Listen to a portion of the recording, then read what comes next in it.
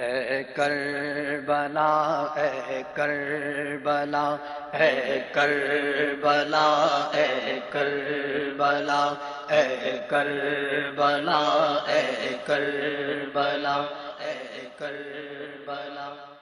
صلو علی الحبیب صلی اللہ تعالی علی محمد صلی اللہ علیہ وسلم۔ میٹھے میٹھے اسلامی بھائیوں اور مدنی چینل کے ناظرین، سلسلہ ہے کربلا قدم بہ قدم، ایک ایک کر کے خاندان نبوت کے اس مدنی قافلے کے، اس اہل بیت اطہار کے قافلے کے تمام ہی نوجوان شہید ہو چکے ہیں، تمام ہی مرد شہید ہو گئے، بچے بھی شہید ہو گئے، علی اصغر بھی چلے گئے، علی اکبر بھی چلے گئے۔ اب ایک ایسا نوجوان اس خیمے میں موجود ہے جو بیمار ہے، لرزتے بدن کے ساتھ۔ امام زین العابدین رضی اللہ تعالیٰ عنہ اپنے خیمے سے باہر نکلتے ہیں اور لرزتے بدن کے ساتھ عرض کرتے ہیں کہ حضور مجھے بھی اپنے بھائیوں کے پاس جانے دیں، میں بھی نبی پاک علیہ الصلوۃ والسلام کے نام پر اپنی جان قربان کرنا چاہتا ہوں۔ اللہ اللہ، امام حسین رضی اللہ تعالیٰ عنہ نے کیا فرمایا؟ جانے پدر لوٹ جاؤ، میدان جانے کا قصد نہ کرو، میں کنبہ، قبیلہ، عزیز و اقارب، خدام اور موالی جو ہمراہ تھے راہ حق میں نثار کر چکا ہوں، اب تمہاری ذات کے ساتھ بڑی امیدیں وابستہ ہیں۔ جد و پدر کی جو امانتیں میرے پاس ہے کس کو سپرد کی جائیں گی؟ حسینی سیدوں کا سلسلہ کس سے جاری ہوگا؟ میری نسل کس سے چلے گی؟ اور مصطفیٰ علیہ الصلوۃ والسلام کے دل دادگان حسن تمہارے ہی روئے تابہ سے نبی پاک علیہ الصلوۃ والسلام کی تجلیاں اور زیبائش کو دیکھیں گے۔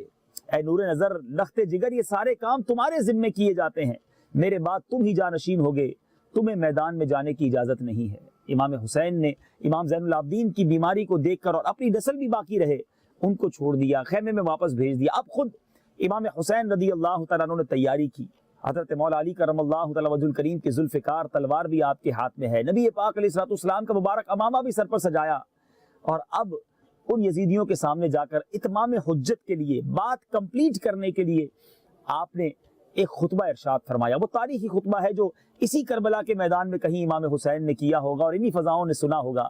آپ نے کہا، حمد و صلات کے بعد فرمایا، اے قوم خدا سے ڈرو جو سب کا مالک ہے، جان دینا جان لینا سب اس کی قدرت و اختیار میں ہے۔ اگر تم خداوند عالم پر یقین رکھتے ہو اور میرے جد حضرت سید الانبیاء محمد مصطفیٰ صلی اللہ تعالیٰ علیہ وسلم پر ایمان لائے ہو تو ڈرو، قیامت کے دن میزان عدل قائم ہوگا، اعمال کا حساب کیا جائے گا، میرے والدین محشر میں اپنی آل کے بے گناہ خونوں کا مطالبہ کریں گے۔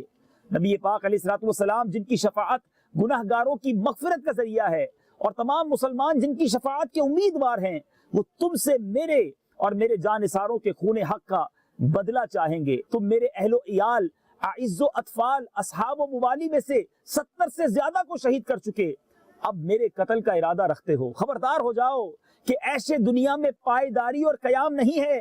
اگر سلطنت کی تمام میرے در پائے آزار ہو تو مجھے موقع دو، میں عرب چھوڑ کر دنیا کے کسی اور حصے میں چلا جاتا ہوں۔ اگر یہ بھی منظور نہ ہو اور اپنی حرکتوں سے باز نہ آؤ تو ہم اللہ تعالیٰ کے حکم اور اس کی مرضی پر صابر و شاکر ہیں۔ الحکم للہ وردینا بقضاء اللہ، یہ کہہ کر میرے بیچ اسلامی بھائیوں، امام حسین نے اس میدان میں، جی ہاں اسی میدان میں، انہی فضاؤں میں ایک خطبہ جو اتمام حجت کے لیے دیا وہ تمام ہوا۔ کئی کوفی لرز گئے، رونے لگے، وہ جانتے تھے امام مظلوم ہیں، ہم غلط ہیں، مگر لالچ دل میں گھر کر چکی تھی۔ ایک بدبخت نے جب دیکھا کہ امام علی مقام کی بات لوگوں کے دلوں پر اثر کر رہی ہے، اب شمر وغیرہ بدسیرت و پلید طبیعت نے لوگوں سے جب دیکھا کہ لوگوں کے دل پر یہ بات اثر کر رہی ہے تو اب کیا کیا؟ تو امام سے کہتے ہیں کہ آپ قصے کو تاہ کیجئے، قصہ کوتا کیجئے اور ابن زیاد کے پاس چل کر یزید کی بیعت کر لیجئے، تو ہمیں آپ سے کوئی لڑائی نہیں کرنی ہے، پھر کوئی جنگ نہیں ہوگی، لیکن اگر آپ یہ بات نہیں مانتے تو پھر جنگ کے سوا ہمارے پاس کوئی چارہ نہیں ہے۔ حضرت امام جان چکے تھے کہ یہ بات اتمام حجت کے لیے ہے، ان کی پیاس میرے خون سے ہی بجھنی ہے۔ اب امام نے تلوار اٹھائی، علی شیر خدا ہیں، ان کے صاحبزادے ہیں، نبی پاک کے نواسے ہیں، ان کی نسوں میں فاطمی خون تھا، میرے آقا کی دعائیں ساتھ تھیں۔ امام حسین تلوار لے کر جب آگے بڑھے تو کوئی سامنے نہ آیا، ایک ایک کر کے بڑے بڑے بہادر امام حسین کے ہاتھوں یوں سمجھیے دنیا سے جاتے رہے، کٹتے رہے۔ صبح سے شام ہو گئی، امام حسین جدھر جاتے یوں سمجھیے لاشوں کے ڈھیر لگ جاتے۔ ابن سعد نے کوفیوں سے کیا کہا؟ اس کے مشیروں کے ساتھ بیٹھ کر اس نے بات کی کہ اکیلے امام کے مقابلے میں ہزاروں کی جماعت ہیچ ہے، کوفیوں کی عزت خاک میں مل گئی ہے، تمام ناموران کوفہ کی جماعتیں ایک حجازی نوجوان، ایک عربی نوجوان کے ہاتھ سے نہ بچا سکی۔ تاریخ عالم میں ہماری نامردی اور یہ واقعہ اہل کوفہ کے لیے ہمیشہ رسوائی کا سامان رہے گا، کوئی تدبیر کرنی چاہیے۔ اب ان ظالموں نے کیا تدبیر کی کہ اگر ایک ایک کر کے لڑتے رہے تو ہزاروں مر جائیں گے، کوئی سب کا سب تباہ ہو جائے گا۔ تو انہوں نے کہا کہ ایک ہی صورت ہے کہ چاروں طرف سے پہلے دور سے، قریب نہ جایا جائے، امام پر تیروں کا می برسایا جائے، اور جب یہ زخمی ہو چکے تو نیزوں کے حملوں سے آپ کے تنے ناظرین کو مجروح کیا جائے۔ تیر اندازوں کی جماعتیں ہر طرف سے آئیں، امام تشنا کام کو دور سے تیر برسائے گئے۔ گھوڑا اس قدر زخمی ہو گیا، آپ کا گھوڑا اس قدر زخمی ہو گیا کہ اس میں کام کرنے کی قوت نہ رہی۔ امام حسین کو ایک جگہ ٹھہرنا پڑا، ہر طرف سے تیر آ رہے تھے، اور امام مظلوم کا جسم اقدس جو ہے، وہ جسم جو میرے آقا کبھی گود میں اٹھاتے، جی ہاں، نواسہ رسول کے جسم پر ہر طرف سے تیر برس رہے تھے، اور جسم جو تھا وہ زخموں سے چور اور لہو لہان ہو رہا تھا۔ بے شرم کوفیوں نے سنگ دلی سے محترم مہمان کے ساتھ یہ سلوک کیا، ایک تیر پیشانی پر آ کر لگا۔ یہ پیشانی وہی پیشانی ہے میرے بیچ اسلامی بھائیوں جو نبی پاک کی بوسہ گاہ تھی، میرے آقا اس پیشانی پر بوسہ دیا کرتے تھے۔ ان ظالموں نے اسی پیشانی پر تیر مارا۔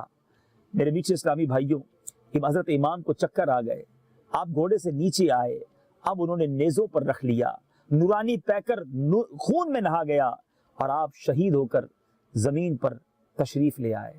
انا للہ و انا الیہ راجعون۔ ظالمان کو، ان بدخواہوں کو، ان بدبختوں کو اس پر بھی چین نہ آیا۔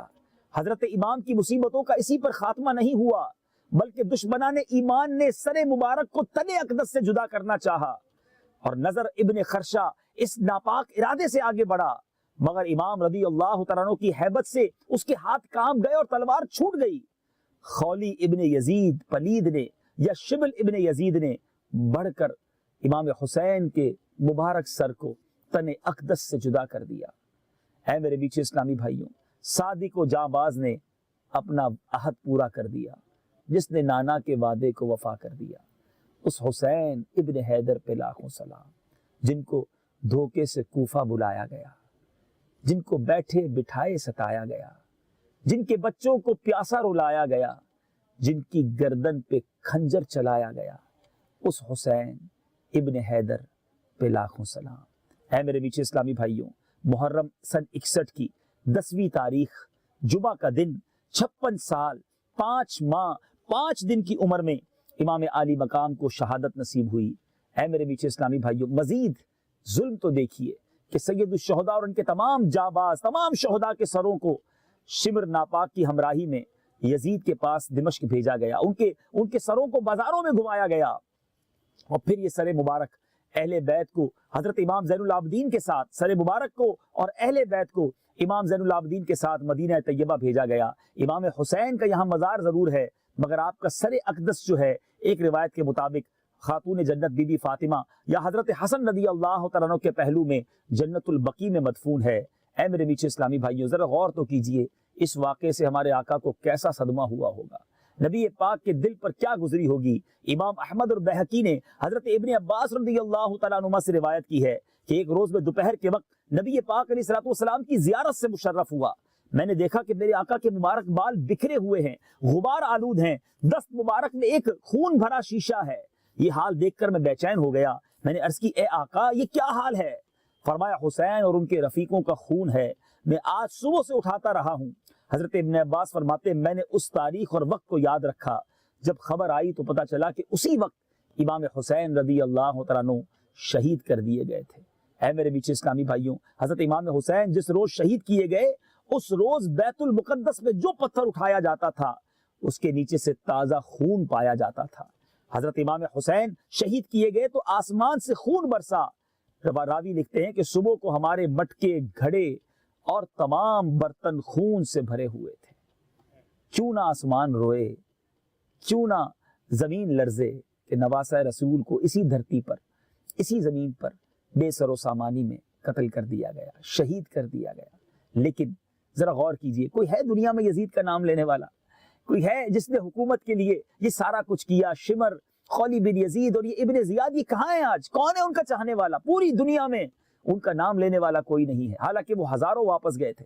بڑی اہم بات کرنے لگا ہوں سلسلے کے اختتام پر، ہزاروں یزیدی واپس گئے، آج ان کی نسل میں کوئی نظر نہیں آتا، لیکن حسینی لشکر سے ایک بیمار نوجوان واپس جاتا ہے، امام زین العابدین، مگر آج دنیا کے کونے کونے میں آپ کو حسنی حسینی سید ملتے ہیں۔ یہ کیسے؟ ایک نوجوان کی نسل میں اللہ نے اتنی برکت دے دی اور ہزاروں واپس جاتے ہیں، ان کی اولاد کہاں ہے؟ ان کے چاہنے والے کہاں ہیں؟ تو پتہ چلا جو اللہ کی راہ میں قربانی دیتا ہے اللہ اس کی آل میں بھی برکت ڈال دیتا ہے۔ اور دوسری بات، یزیدیوں نے یہ سارا کام حکومت کے لیے کیا نا، کہاں ہے ان کی حکومت؟ کون ہے جو آج یزید کے بازار پہ جاتا ہے؟ کون ہے جو ان کو نام لینے والا ہے؟ مگر دیکھیے یہ دربار دنیا بھر سے کروڑوں کروڑ روپے خرچ کر کے، کیا چھوٹے کیا بڑے، کیا بزرگ کیا عالم کیا ناتخواں، کون ہے جو یہاں آ کر سر نہیں جھکاتا؟ 1400 سال کے قریب وقت گزر چکا ہے مگر دلوں پر حکومت حسین کی جاری ہے، کربلا والوں کی جاری ہے، شہدائے کربلا کی جاری ہے، سر ان کے آگے آ کے جھکتے ہیں۔ یہ ہوتی ہے حکومت۔ چند دنوں کے لیے جو دنیا کی کرسی کے لیے لالچ اپنا کر ظلم کی آندھیاں بہاتے ہیں۔ اگر دنیا میں مجھے اقتدار والے سن رہے ہیں، اس مدنی چینل کے سلسلے کو اگر صاحب اقتدار لوگ حکومت میں آنے کے لیے جو تڑپتے ہیں، جو سیاست کر کے، جھوٹ بول کر، بدگمانیاں پیدا کر کے، غیبتیں کر کے، لوگوں کا مال ہڑپ کر کے، رشوت کا کاروبار کر کے، اور کسی طریقے سے بس کرسی مل جائے اس کے لیے جیتے، وہ دیکھیں امام حسین کی سیرت کو، انہوں نے سب کچھ لٹا دیا مگر 1300 پونے 1400 سال ہو گئے، دلوں پر آج بھی امام حسین کی حکومت ہے۔ کون سی دنیا میں جو کلمہ پڑھنے والا ہے، جو واقعی مسلمان ہے، وہ امام حسین کا غلام ہے، پنجتن کا غلام ہے، وہ صحابہ کا غلام ہے۔ یہ ہوتی ہے حکومت۔ اللہ تعالیٰ مجھے اور آپ کو عقل سلیم عطا فرمائے اور ان دنیا والوں کے پیچھے دوڑنے سے اللہ تعالیٰ ہمیں توبہ کرنے کی توفیق عطا فرمائے اور سچی غلامی صحابہ اور اہل بیت کی عطا فرمائے۔ مدنی چینل دیکھتے رہیے۔ صلو علی الحبیب صلی اللہ تعالی علی محمد صلی اللہ علیہ وسلم۔ یہ مقامات مقدسہ،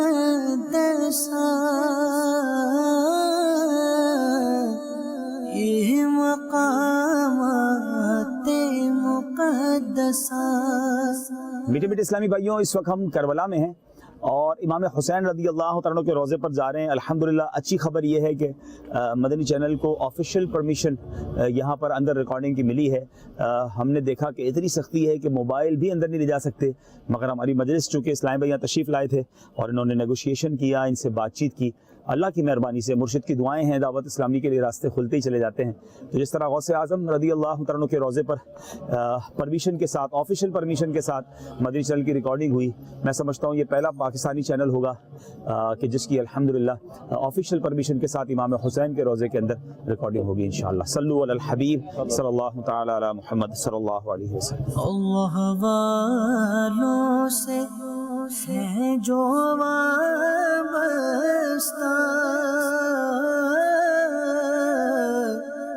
ہے مقامات مقدسہ۔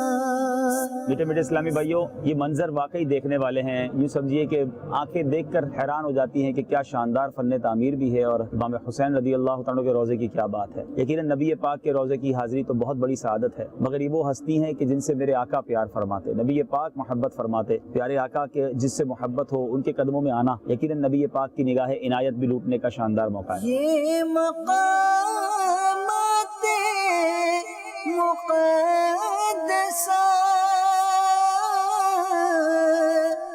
یہ مقامات مقدسہ،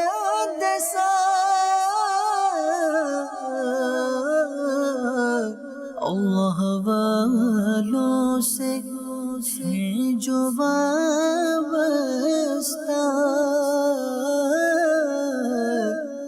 ہے مقامات مقدسہ۔ میٹھے میٹھے اسلامی بھائیوں اور مدنی چینل کے ناظرین، الحمدللہ اس وقت ہم امام حسین رضی اللہ تعالیٰ عنہ کی جہاں پر شہادت ہوئی اس مقام پر موجود ہیں۔ یقیناً بڑا ہی پرسوز مقام ہے اور دل خراش واقعات ہیں۔ امام حسین وہ شخصیت کہ جو نبی پاک کے نواسے، جنتی نوجوانوں کے سردار، میرے آقا علیہ الصلوۃ والسلام کے دل کے تارے، اور ان کے ساتھ یہ سلوک کیا گیا۔ اللہ تبارک و تعالیٰ اس مبارک مقام کے صدقے ہم سب کی مغفرت فرمائے، ہم سب کے گناہوں کو معاف فرمائے، ہماری خطاؤں سے درگزر فرمائے اور ہمیں ان پاک درباروں کی بار بار حاضری نصیب فرمائے۔ کربلا کے جانثاروں کو سلام،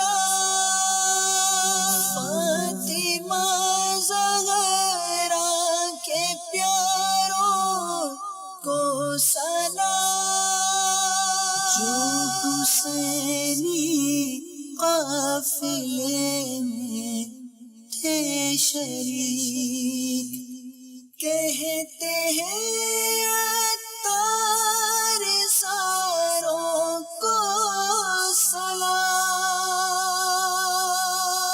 میں کانپور سے آیا ہوں اور کانپور میں الحمدللہ کانپور سے میں بیشی اکثر جاتا ہوں. میرا نام ارشاد احمد قادری ہے. حضور مفتی ہند کا میں غلام ہوتا تھا. میں الحمدللہ بیشی سے مرید ہوں. حضور مفتی ہند علیہ السلام کے مریدوں میں خاص ہوں. سال میں 4-5 بار میں وہاں جاتا ہوں، حاضری دیتا ہوں اور الحمدللہ ان کے صدقے طفیل میں حضور مفتی ہند کے اب 6-7 بار مدینہ شریف کی حاضری ہوئی. اور میں دعوت اسلامی سے جڑا اس لیے رہا کہ الیاس قادری کی میری ملاقات 90 میں ہوئی تھی.